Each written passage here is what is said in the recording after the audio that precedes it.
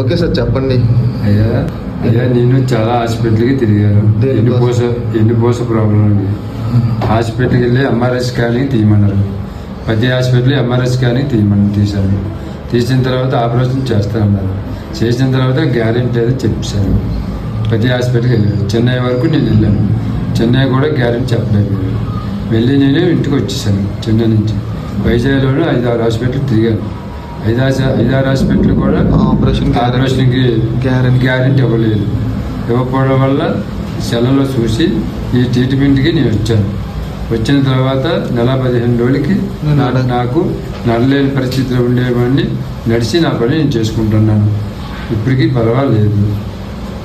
ఇంకా కొద్దిగా ఉన్నది. ఇంకొక 10-12 సిటీలో క్లియర్ అవుతుంది. గ్యారెంటీగా బాగా ఉన్నది. నేను హ్యాపీగా ఉన్నాను. ఇక్కడికి వచ్చిన తర్వాత ట్రీట్మెంట్ తీసుకున్న తర్వాత నా శుభ్రంగా బాగా ఉన్నాను. నా పని వరకు నేను చేసుకుంటున్నాను.